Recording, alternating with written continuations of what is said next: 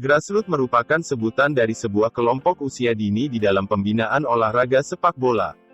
Grass yang berarti rumput dan root berarti akar rumput.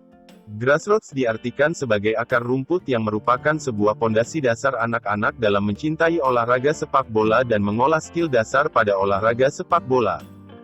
Usia grassroots yaitu dibagi menjadi dua kelompok besar, yaitu usia 5 tahun sampai dengan 9 tahun dan usia 9 tahun sampai 12 tahun. Pada tahapan awal di usia 5 tahun anak-anak mulai aktif bergerak, kemudian pada usia 6 tahun anak mulai latihan gerak dasar menuju skill, kemudian pada usia 9 tahun merupakan tahapan anak-anak untuk belajar berlatih. Semua harus dilakukan dengan program yang menyenangkan. Pembagian kelompok usia grassroots terbagi menjadi 4 kelompok, yaitu pada usia 5 tahun, usia 6 sampai 9 tahun, kemudian pada usia 9 sampai 10 tahun dan terakhir pada usia 10 sampai 12 tahun. Kelompok umur dibagi menjadi beberapa bagian, dikarenakan melihat dari segi faktor psikologi anak, skill dasar anak, dan fisik anak. Faktor fisik pada usia grassroots yang lebih diperhatikan adalah pada faktor gerakan motorik dasar, dan akan menjadi tugas pelatih untuk melihat dan mencatat gerakan motorik kasarnya, dan bagaimana cara pelatih memprogramkan latihan untuk gerakan motorik halusnya.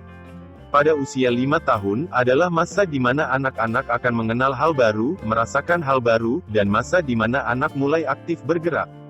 Jika sudah mengikuti latihan sepak bola, maka yang dilatih hanyalah bermain yang menyenangkan dan menjauhkan dari unsur detail latihan teknik sepak bola. Anak-anak di usia ini hanyalah bermain dengan teman, presentase lebihnya, anak akan bermain untuk dirinya sendiri.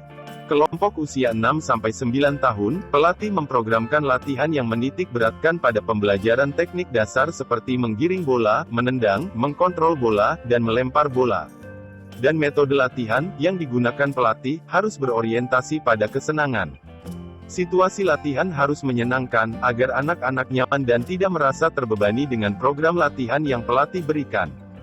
Biarkan anak mengenal dan bermain bersama bola. Pada usia ini anak sulit berkonsentrasi, bermain hanya untuk dirinya sendiri bukan tim, mudah meniru, dan cepat untuk berkembang. Oleh karena itu, pelatih harus ekspresif layaknya anak-anak, penjelasan materi harus singkat dan mudah dimengerti, jangan banyak aturan, jangan membanding-bandingkan, dan selalu memberikan motivasi. Usia 9-10 tahun, pada fase ini anak-anak memiliki kepercayaan diri yang tinggi. Pelatih harus memanfaatkan fase ini, agar karakter kepercayaan diri anak muncul di saat bertanding. Permasalahan yang umum terjadi adalah terkadang mereka bisa melakukan skill yang baik di saat berlatih, namun di saat bertanding tidak berani melakukannya dikarenakan timbulnya rasa takut. Selain itu, tujuan program latihan adalah untuk meningkatkan skill dan teknik menguasai bola disebut juga ball mastery seperti menggocek lawan dengan skill individu, step over, inside step over, membalikan bola, push pass, soul to soul, keeping the ball, running with the ball, dan lain sebagainya. Pada fase ini pelatih dituntut untuk mengetahui banyak hal tentang sepak bola dan materi yang diberikan, karena secara karakter, mereka anak-anak akan serba ingin tahu dan pasti banyak bertanya, jika tidak pelatih harus menciptakan sebuah pertanyaan yang membuat anak-anak menjawab dengan antusias. Selain itu, kecermatan dalam memeragakan skill akan sangat berpengaruh terhadap perkembangan skill dan koordinasi gerak anak, karena pada fase ini mereka memiliki visualisasi yang baik sehingga mudah memahami dan meniru materi skill yang diberikan. Dan aturan-aturan umum sepak bola harus mulai diperkenalkan kepada anak-anak. Pada usia 10-12 tahun, pada fase ini pelatih harus berhati-hati dalam melatih, terutama pada aspek fisik. Secara fisik mereka dalam fase prapuberitas, berarti akan terjadi perubahan fisik yang signifikan mulai dari tinggi badan dan kepadatan tulang. Latihan kecepatan, keseimbangan, kelentukan dan koordinasi direkomendasikan untuk program latihan fisik. Secara sosial, anak-anak akan mudah untuk melakukan kerja sama tim. Disinilah pelatih harus bisa mengajari anak tentang menghargai kawan, lawan, dan wasit.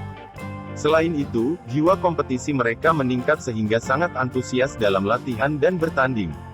Di dalam latihan pelatih harus memberikan ruang kepada anak untuk berkreativitas, dan jangan batasi kemampuan anak dengan hanya melakukan apa yang pelatih perintahkan saja. Terkadang mereka akan berinisiatif, melakukan latihan sendiri, datang latihan ingin lebih awal, dan ingin mengikuti banyak turnamen atau festival. FIFA menstandarkan ukuran lapangan di saat melakukan aktivitas latihan dan game sesuai dengan kelompok usia anak-anak, karena harus melewati tahap demi tahap untuk tujuan di level grassroots, dan sebagai tujuan untuk mengolah skill dengan bola bukan karena lebih ke faktor fisik. Ukuran lapangan pada usia 6 tahun, 25 kali 20 yard, di usia 8 tahun, 35 kali 25 yard, usia 10 tahun, 55 kali 40 yard, usia 12 tahun, 80 kali 50 yard.